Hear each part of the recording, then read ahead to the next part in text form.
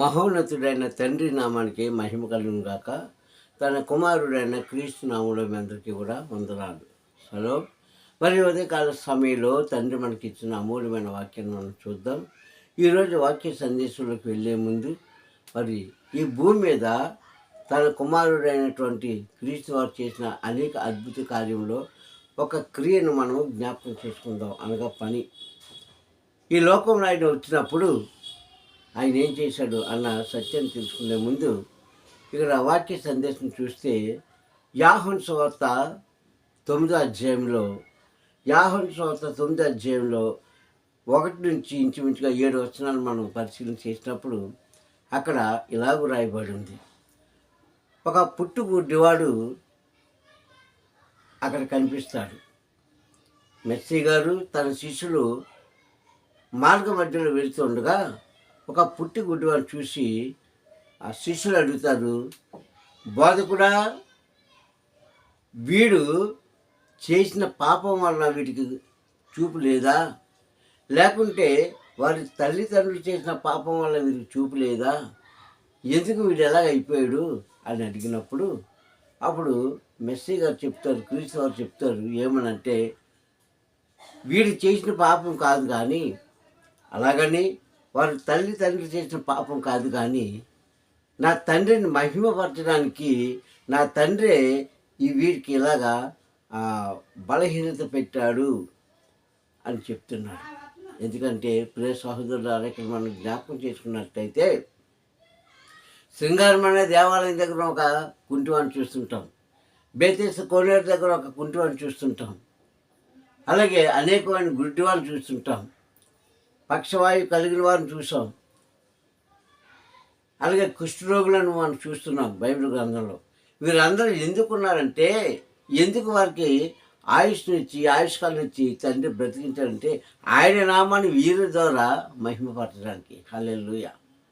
మనం అనుకుంటాం మనం ఏదో గొప్పగా చేస్తున్నామండి, వాటి వల్ల నేను చేసే గొప్ప క్రియల వల్ల నా తండ్రి మహిమపడుతున్నాడు, నా తండ్రికి ఘనత వెళుతుంది, నా తండ్రికి స్తోత్రార్హుడుగా ఉంటున్నాడు అని మనం అనుకుంటామే. కానీ నేను ఎందుకు ఈ స్థితిలో దీనస్థితిలో ఉంటాడంటే, నీకు చేసిన మేలును తలంచుకొని ఆయనను మహిమపరచడానికి. హల్లెలూయా. ఇక్కడ అదే జరిగిందండి. ఆయన సువార్త చేసిన దినాలలో, మెస్సీ గారు ఈ లోకానికి వచ్చి సువార్త చేసిన దినాల్లో ఈ సంఘటన జరిగింది. ఇది జరిగి ఇంచుమించుగా 2000 సంవత్సరాల క్రితం ఇలా జరిగింది. అయితే ఆయన ఏమంటున్నాడంటే, వీడు చేసిన పాపం కాదు, అలాగని వీరి తల్లిదండ్రులు కూడా పాపం చేయలేదు, కానీ నా తండ్రి నామాన్ని కనపరచడానికి మహిమపరచడానికి ఇట్టి రీతిగా ఈ భూమి మీద వాడిని జన్మింపజేశాడు అని శిష్యుడు చెప్పాడు. అయితే వీళ్ళు దీనికి పరిష్కారం ఏమిటి? ఈరోజు మనకి కూడా ఒక సమస్య ఎదురైంది, మనకి కూడా ఒక బలహీనత ఎదురైంది, మనకి కూడా ఆర్థిక స్థితి ఎదురైంది. మరి దీనికి పరిష్కారం ఏమిటి? దీన్ని అణసివేసేవారు ఎవరు, మనకు మేలు చేసేవారు ఎవరు అని మనం ఆలోచించాలి. ప్రతి ప్రశ్నకు ఒక సమాధానం ఉన్నట్టే ప్రతి కష్టానికి ఒక పరిష్కారం దొరుకుతుంది. అంటే ఆలోచన కలిగిస్తాడు. అది ఆ బాధ నుంచి ఎలా తప్పుకోవాలి, ఏం చేస్తే మనం తప్పుకుంటాము అన్న ఆలోచన మానవునికి నాటి నుంచి ఇచ్చాడు. కానీ కొంతమంది దాన్ని బాగా సద్వినియోగం చేసుకుంటారు, అంటే ఉపయోగించుకుంటారు. మరికొందరు అయితే దాన్ని ఉపయోగించుకోలేక వారు ఏం చేస్తారంటే పడిపోతారు. అయితే నేనంటాను, అందరూ జ్ఞానవంతులు కాదండి, అందరూ విద్యావంతులు కాదండి, అందరూ బుద్ధి కలిగిన వారు కాదండి, అందరూ కూడా తెలివి కలిగిన వారు కాదు. అందరూ బలహీనులు ఉన్నారు, బలమైన వారు ఉన్నారు, జ్ఞానవంతులు ఉన్నారు, అజ్ఞానవంతులు ఉన్నారు, బుద్ధిహీనులు ఉన్నారు, బుద్ధిమంతులు కూడా ఉన్నారు. మరి బుద్ధిమంతులు మాట పక్కన పెడితే బుద్ధిహీనులకు మరి ఏంటి వాళ్ళకి అంటే, ఇదిగో ఇటు రీతిగా ఆయన ఆనాటి కాలంలో ఆయన ఒక సూచన క్రియేట్ చేసి, ఒక అద్భుతం చేసి ఆనాటి ఉన్న ప్రజలకు చూపించాడు తన కుమారుడు అయిన మెస్సీ గారు. అలాగే ఈరోజు మనకి చూపిస్తున్నాము. ఎలాగంటే కొంతమంది భక్తుల ద్వారా, కొంతమంది సేవకుల ద్వారా, పరిశుద్ధాత్మను పొందుకున్న వారి ద్వారా ఆయన అద్భుత కార్యాలు చేయిస్తున్నాడు. హల్లెలూయా. కనుక వీడు పాపం పోవడానికి ఎలాగా అని శిష్యులు అడిగినప్పుడు అప్పుడు అంటాడు, ఆ గురుడివాడిని నా దగ్గరికి తీసుకురండి, ఆ గురుడివాడిని నా దగ్గరికి తీసుకురండి అని చెప్పి ఆయన ఏం చేశాడంటే ఆ గుడ్డివాడిని తీసుకొచ్చిన తర్వాత తన ఉమ్ము నేల మీద వేసి దాన్ని ఔషధంగా మార్చి వాడి కన్నుల మీద పెట్టి అంటాడు, ఇదిగో నీకు ఎదురుగుండా ఒక కోనేరు కనిపిస్తుంది, దాని పేరు సిలోయము. సిలోయం అనే ఆ కోనేరులోకి వెళ్ళి నీవు కడుక్కొనిరా అని పంపిస్తాడు. సిలోయము అనగా పంపబడినవాడు అని అర్థము, పంపబడినవాడు అని అర్థము. ఆ కోనేటికి ఒక పేరు ఉంది. ఈరోజు కూడా మనకి సరస్సులు ఉన్నాయి, నదులు ఉన్నాయి, సముద్రాలు ఉన్నాయి, వాటికి కూడా పేరు ఉంది కదా. ఆయా ప్రాంతాల్లో బ్రతికేవారు ఆయా నదులకు కొన్ని పేర్లు పెట్టుకుంటాం కదా. అలాగే సముద్రాలకి కూడా పేర్లు పెట్టుకుంటాం. అట్లాంటిక్ మహాసముద్రము అది భూమికి మధ్యాంతర రేఖలో ఉంది, అది మహాసముద్రం అది. అలాగే సముద్రాలకు పేర్లు ఉన్నట్టే, నదులకు పేర్లు ఉన్నట్టే, సరస్సులకు కూడా, అంటే చిన్న చిన్న చెరువులు వీటికి కూడా పేర్లు ఉన్నాయి. అందుకే నన్ను సిలోయమని కోనేరు దగ్గరికి వెళ్ళి, కోనేరు అంటే సరస్సు అంటే చెరువులు మన తెలుగు భాషలో, అక్కడ వెళ్ళి కడుక్కొని రా అన్నాడు. ఆ మాటకు అర్థం ఏంటంటే, సిలోయమన్ అన్న మాటకి ఏంటంటే అర్థము పంపబడిన వాడు. ఎవరిని పంపించాడు? ఈ లోకానికి అద్భుత కార్యాలు చేయడానికి, మానవులకి తండ్రి యొక్క మహిమ ఏమిటో తెలియజేయడానికి, అలాగే ఆయన గొప్పదాన్ని బట్టి తెలియజేయడానికి ఏ తరంలో ఉన్నవాడిని ఆ తరంలో పంపించాడు. ఆనాటి ప్రవక్తలను పంపించాడు, కొంతమంది భక్తులను పంపించాడు, కొంతమంది భక్తి పరులను పంపించాడు, స్త్రీలను పంపించాడు, పురుషులను పంపించాడు. చివరిగా తన అద్వితీయ కుమారుడైన క్రీస్తుని భూమి మీద పంపించారు. వారు చేశారు అనేకమైన అద్భుత కార్యాలు. ఏలియా చేయలేదా? ఎలీషా చేయలేదా? మోషే చేయలేదా? ఎవరు చేయలేదు? అందరూ కూడా చేశారు ఆయన నామంలో. ఆయన నామంలో అందరూ చేశారు అద్భుత కార్యాలు. చనిపోయిన వాడిని బ్రతికించారు కదా ఏలియా, చనిపోయిన వాడిని బ్రతికించారు కదా ఎలీషా. అలాగే చనిపోయిన వాడిని బ్రతికించారు కదా పౌలు. సహోదరులారా, ఎందుకు చెప్తున్నావు అంటే, నీవు ఆయనతో కట్టుబడి ఉంటే, నీవు ఆయనతో సహవాసం కలిగి ఉంటే, నీవు ఆయనలో నిజంగా రక్షణ పొంది ఉంటే, మారు మనసు కలిగి ఉంటే, నీ మనసులో ఏ దూర ఆలోచన కానీ, దుష్టత్వం కానీ, మరొకటి కానీ నీలో లేకుండా, కలంకం లేకుండా పవిత్రంగా నీ మనసును ఉంచుకోగలిగితే, ఆయనతో నడవగలిగితే, ఈనాడు నీవు చేయొచ్చు, నేను చేయొచ్చు, ప్రతి ఒక్కరు చేయొచ్చు. కానీ ఇప్పుడున్న కాలంలో చాలామంది ఏం చేస్తామంటే వాటి నుంచి తప్పుకుంటున్నాము. హల్లెలూయా. వాటి నుంచి మనం తొలగిపోతున్నాము. ప్రియ సహోదరులారా, ఆలోచిద్దాం, ఒక్క నిమిషం ఆలోచిద్దాం. ఎందుకంటే మన జీవితంలో ఏదైతే కోరుకుంటున్నామో అది జరగాలంటే ముందుగా పరమతండ్రికి మనం లోబడి ఉండాలి. క్రైస్తవుల కోసం చెప్తాను నేను, మిగిలిన వారి కోసం చెప్పట్లేదు, క్రైస్తవుల కోసం చెప్తున్నాను. ప్రతి ఒక్క క్రైస్తవుగా నిన్ను నీవు ఆయనకు సమర్పించుకోవాలి. నువ్వు తగ్గించుకుంటావో హెచ్చించుకుంటావో అది నీ ఇష్టం. అయితే లేఖనం చెప్తుంది, తగ్గించుకున్నాడు హెచ్చించుకున్నాడు తగ్గించబడ్డాను. తగ్గించుకున్నాడు హెచ్చించబడతాడు ఆయన దృష్టిలో. అలాగే ఈ లోకంలో హెచ్చించబడినవాడు ఆయన దృష్టిలో తగ్గించుకుంటాడు. ఇది కాదండి. నీవు నిజంగా ఆయనకు శిష్యుడై ఉంటే, సహోదరుడై ఉంటే, లేకుంటే ఆయనకు కుమార్తెగా అయి ఉంటే, నిజంగా నీ జీవితాన్ని నీ చేతిలో పెడుతున్నాడు. ఇక్కడ అంటున్నాడు, అతను పిలిచి నీ వెళ్ళి సిలోయాము అనే ఆ యొక్క సరస్సులో కడుక్కొనిరా అని ఆయన ఏం చేశాడు? తన ఉమ్మిని నేల మీద వేసి అది ఔషధంగా చేశాడు. అది గొప్ప అద్భుతం అండి, గొప్ప అద్భుతం. ఈరోజు కంటి చూపు లేని వారికి ఎన్ని తతంగాలు చేస్తున్నారు ఈ లోకంలో మనకు తెలుసు. ఎన్ని ఆపరేషన్ జరుగుతున్నాయో మనకు తెలుసు. ఎన్ని రకాలైన మెడిసిన్ ఇస్తున్నారో మనకు తెలుసు. కానీ ఆయన ఇచ్చింది ఒకే ఒక మెడిసిన్. ఏంటది? తన పవిత్రమైన ఉమ్ము. హల్లెలూయా. నేల మట్టితో కలిపి ఎప్పుడైతే పెట్టి చూశాడో అక్కడ అంటారు కదా, నేను మీకు వెలుగునే ఉన్నాను, అని అంటాడు. పగలు ఉన్నప్పుడే మీరు పని చేయగలరు కానీ రాత్రులు మీరు పని చేయలేరు. అంటే ఏంటి? నేను మీతో ఉంటుండగానే మీరు ఈ పనులన్నీ నేర్చుకోండి, చేయండి. నేను మీ మధ్య నుంచి వెళ్ళిపోయినప్పుడు అది మీకు చీకటి రాజ్యము, చీకటి లోకము, చీకటి ప్రదేశము. కనుక అప్పుడు మీకేమీ కనిపించదు, మీరేమీ చేయలేరు అని తనకు తాడుగా చెప్పుకున్న మాట అది. నాటి ప్రజలు గ్రహించలేకపోయారు. ఈరోజు కూడా చాలామంది గ్రహించలేని వారు ఉన్నారండి. ఆనాటి ప్రజలు గ్రహించుకోలేక అజ్ఞానులై ఉన్నారు. ఈరోజు మనం కూడా చాలామంది అలాగే ఉంటున్నాము. ఇప్పుడు సహోదరులారా, నేనంటాను, ఎప్పుడైతే ఆయనకు మనం లోబడి ఉంటామో, ఎప్పుడైతే ఆయన దగ్గర మనము దిగజారిపోకుండా ఉంటామో, ఎప్పుడైతే ఆయన దృష్టిలో ఘనంగా ఎంచబడతామో, నా నుంచి అందరి నుంచి కూడా ఆయన అద్భుత కార్యం చేయగలిగిన గొప్ప తండ్రి. హల్లెలూయా. ఇది మనం జ్ఞాపకం చేసుకోవాలి ప్రియ సహోదరులారా.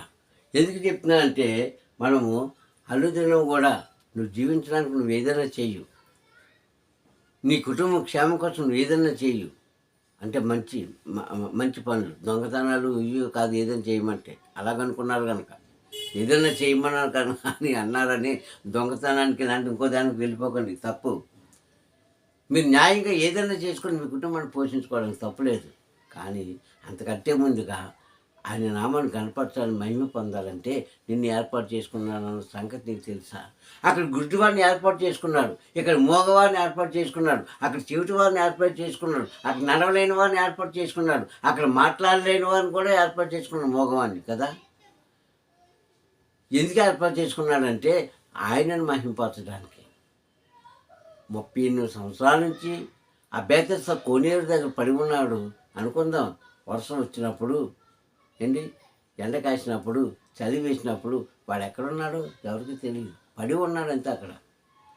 ఆ సమయంలో వాడు చనిపోవచ్చు కదా, కానీ ఎందుకు వాడి ప్రాణాలను నిలిపాడంటే తన తనయుడైనటువంటి మెస్సీ గారే కార్యం చేసి లోకానికి తండ్రి యొక్క మహిమను చాటాలి. హల్లెలూయా. అది గొప్పతనం. దేవతలతో వచ్చారు, నీళ్ళు కదిలించారు, ఆ నీటిలో పడిపోయారు, స్వస్థపడ్డారు, లేచిపోయారు. ఇది కాదు. ఎందుకు ఈరోజు నువ్వు అనారోగ్యం ఉండగా నీకు ఇంకా ఆయుష్కాలం ఇస్తున్నానంటే, నీవు బలహీనుడిగా ఉన్నప్పుడు ఇంకా నేను బ్రతికిస్తున్నానంటే, నీవు లేవలేని స్థితిలో ఉండేటప్పుడు ఇంకా చూస్తుంటాం కదండి, అరుగుల మీద పడేవారు, అరుగుల మీద ఉండేవారు, అక్కడక్కడ చెట్ల కింద ఉన్నవారు. మనం అనుకుంటాం వాళ్ళని చూసి, ప్రభువా ఎందుకు వీరికింత బలహీనత పెట్టావు, వారిని నీ వద్దకు పిలుచుకోవచ్చు కదా అని మనకు అనిపిస్తుంటాం. కానీ ఏదో ఏదో ఏదో వారి నుంచి ఆయన కోరుకుంటున్నాడండి. వారి నుంచి ఒక గుణపాఠం నేర్పడానికి జనానికి ఆయన బ్రతికించారు. అలాగే ఇక్కడ గుడ్డివాడైన వీడిని ఎందుకు బ్రతికించారంటే అందుకే బ్రతికించాడు. భిక్ష బ్రతుకుంటూ ఉన్నవాడిని ఎందుకు బ్రతికించారంటే అందుకే బ్రతికించాడు. ఎందుకు? ఆయన నామాన్ని కనపరచాలి. ఈరోజు నిన్ను మనందరం కూడా ఎందుకు బ్రతికించారంటే ఆయన నామాన్ని కనపరచడం కోసం, అంతేగాని మరొకటి కాదండి. ఇది గ్రహించుకోలేకపోతున్నాడు మానవుడు ఇది గ్రహించుకోలేకపోతున్నాడు. తింటున్నాము, ఉంటున్నాము, చక్కటి వస్త్రాలు వేసుకుంటున్నాము, చక్కటి ఆహారం భుజిస్తున్నాము, మేము హెల్తీగా ఉన్నాము అని సంబరపడిపోతున్నాం. మంచిదే, సంతోషపడు. నీ ఆరోగ్యం చూసి నువ్వు సంతోషపడు, నిన్ను చూసి నువ్వు సంతోషపడు. కానీ నేనంటాను, ఈ ఆరోగ్యం శాశ్వతం కాదు, నీ యొక్క యవ్వన కాలం కూడా శాశ్వతం కాదు. శాశ్వతంగా ఉండేది తండ్రి యొక్క నామం ఒక్కటే. ఆయనలో మనం చేసిన క్రియలు అనగా పనులు ఒక్కటే. ఆయనలో మనం నడుచుకున్న న్యాయమైన పద్ధతి ఒకటే. నిన్ను నీడవలే వెనకాల నడుస్తూ ఉంటాయి. ఇది మనం గ్రహించుకుంటే చాలు ప్రియ సహోదరులారా, ఇది మనం తెలుసుకుంటే చాలు. ఇక్కడ గుడ్డివాడిని ఎందుకు పరమ తండ్రి నామాన్ని కనపరచడానికి తన కుమారుడిని మెస్సీగా చేశారంటే ఇది కారణం. ఆయన నామాన్ని కనపరచడం కోసం, మహిమ పొందడం కోసమని సాక్షాత్తుగా ఆయనే చెప్పాడు. తన కుమారుడైన మెస్సీ గారే చెప్పారు. ఈరోజు అనుకుందాం, నన్ను ఎందుకు బ్రతికించారు అంటే, ఎందుకు బ్రతికినామో మనకే తెలియదండి. ఎందుకు సువార్త చేస్తున్నామో మనకే తెలియదు, ఎందుకు బోధిస్తున్నామో మనకే తెలియదు, ఎందుకు దైవ కార్యం చేస్తామో మనకే తెలియదు. అందరూ చేస్తున్నారు, నేను చేస్తున్నాను. అందరూ వెళ్తున్నారు, నేను వెళ్తున్నాను. అందరూ మాట్లాడుతున్నారు, నేను మాట్లాడుతున్నాను. అందరూ వింటున్నారు, నేను వింటున్నాను. ఇది కాదు గొప్పతనం. నీ నుంచి ఏదో ఒక ప్రత్యేకత కోరుకుంటున్నాడు. అది నువ్వు గమనించుకుంటున్నావా? నీకు గమనించుకోవాలంటే ప్రార్థన చేసుకో, ఉపవాసం ఉండు, పశ్చాత్తాపంతో ఆయన దగ్గర మోకరించి ప్రార్థించేయి. ప్రభా, ఈ దినం నీ నూతన దినం నాకెందుకు ఇచ్చావు? ఎప్పుడైనా ప్రార్థన చేశావా ఓ క్రైస్తవుడా? ఈ నూతన దినం నాకెందుకు ఇచ్చావు? నా నుంచి నువ్వేం కోరుకుంటున్నావో అది నాకు బయటపరిచి నా నుంచి నాకు పొందుకో. నీ నామాన్ని కనపరిచే భాగ్యము ఈ భూమి మీద నాకు దయచేయండి. ఏ వ్యక్తి అయితే, ఏ క్రైస్తవుడైతే, ఏ క్రైస్తవురాలైతే వారు చిన్నవారు కానీ, పెద్దవారు కానీ, అంటే విశ్వాసులు కానీ, బోధకులు కానీ ఎవరంటే సమానమేనండి. విశ్వాసులు, బోధకులు పెద్ద ఇదే కాదు, అందరూ సమానమే. మనమందరం కూడా ఆయన పొలంలో పనివారమే, ఆయన చేతి కింద పనివారమే. మనందరికీ యజమానుడు, యాజకుడు ఆయన ఉన్నాడు. మనం పరిపాలించే అధికారి ఆయన. మనమందరం కూడా చేతిలో వారమే. మనమందరం కూడా అలాగ అనుకొని ఉండి ప్రార్థన చేయగలిగితే ఈ దినము, ఈరోజు నీకెందుకు ఆయుష్కాలం ఇచ్చాడో నీకు అర్థమవుతుంది. నిన్ను ఎందుకు బ్రతికిస్తున్నాడో అర్థమవుతుంది. అంతేగాని గత రాత్రి నువ్వు తిన్న ఆహారము, తాగిన పానంలో, అంటే చాలామంది జ్యూస్లు అయితే తాగుతుంటారు కదా బలానికి, ఆరోగ్యంగా ఉండడానికి రకరకాలైన జ్యూసులు తాగుతూ ఉంటారు. మంచి మంచి ఆహార పదార్థాలు తింటుంటారు. వాటి కోసం కాదు. ఈరోజు నీకెందుకు ఇచ్చాడు? నేను గతించిపోయింది. ఈరోజు నీకెందుకు ఇచ్చాడు నువ్వు ఆలోచించుకుంటే అప్పుడు నీకు అర్థమవుతుంది. అప్పుడు అర్థమైతే ఇది ఈ వాక్యం కూడా మీకు అర్థమవుతుంది. ఆనాడు 2000 సంవత్సరాల క్రితం ఈ క్రియలన్నీ ఎందుకు చేశారండి? గుడ్డోడు కళ్ళు ఇచ్చాడు, కుంటోడు కాలు ఇచ్చాడు, ఉంగిపోయిన స్త్రీకి నడుము బాగు చేశాడు, దెయ్యాలు పట్టుకున్నాడు, దెయ్యాలు అనుకుంటున్నాడు. హల్లెలూయా! ఇదండి మనం తెలుసుకోవాల్సింది. ఎంతకాలం అండి ఈ మాటలు అనుకుంటూ మనం అలా కాలక్షేమం జరుగుతుంటాం. నేను అంటాను, క్రైస్తవులను ఈరోజు తండ్రి ఎందుకు బ్రతికిస్తున్నాడు? ఇలాంటి హింసాకాలంలో, ఇలాంటి భయంకరమైన దినాల్లో, ఇలాంటి హింసిస్తున్న వారి చేతిలో నుంచి ఎందుకు రక్షించాడు? ఒక్కసారి ఆలోచించుకుంటే నీ నుంచి, నా నుంచి, మనందరి నుంచి కూడా ఆయన ఏదో కోరుకుంటున్నాడు. ఆ కోరిక నీకు నాకు తెలియదు. ఆయన బయటపరిస్తే తప్ప. అందుకే నేను బ్రతికించాడు, అందుకే నన్ను బ్రతికించాడు. అందుకే ఈ ఉదయకాల సమయం నూతనమైనదని మనకు అందరికి ఇచ్చారని తెలియజేస్తున్నాను. ప్రార్థించుకుందాం. ప్రేమస్వరూపి దయగలనైనా నీ కొందములు ఈ ఉదయకాల సమయంలో నాన్న నీ అమూల్యమైన వాక్కు ద్వారా మాట్లాడి ఆశీర్వదించినందుకు స్తోత్రం. అయ్యా, నిజమైన ఆయన, ఆనాడు నీవు చేసిన అద్భుత కార్యాలు ఈరోజు మేము కూడా చేస్తున్నాం. కానీ నీకంటే ఎక్కువ కాదు. కానీ అయ్యా, ఎవరైతే నీలో పట్టుదల ఉంటారో, ఎవరైతే నిజమైన పరిశుద్ధాత్మను పొందుకొని ఉంటారో, ఎవరైతే నా ప్రభా నీ మార్గంలో నీతిగా నడుస్తారో వారికి మాత్రమే ఇలాంటి అవకాశం ఇచ్చినందుకు నీకు స్తోత్రం చెల్లిస్తూ, అయ్యా తండ్రి, చెప్పబడిన వాక్యంలో ఉన్న మనము గ్రహించగలిగిన జ్ఞానము మా అందరికి దయచేయమని త్వరలో రానున్న మస్తీగా నామూలి ప్రార్థన సమర్పించుకుంటున్నాను పరమ తండ్రి. ఆమేన్, ఆమేన్, ఆమేన్. మీ అందరికీ కూడా వందనాలు. తండ్రి మిమ్మల్ని దీవించి ఆశీర్వదించుగాక. హల్లెలూయా.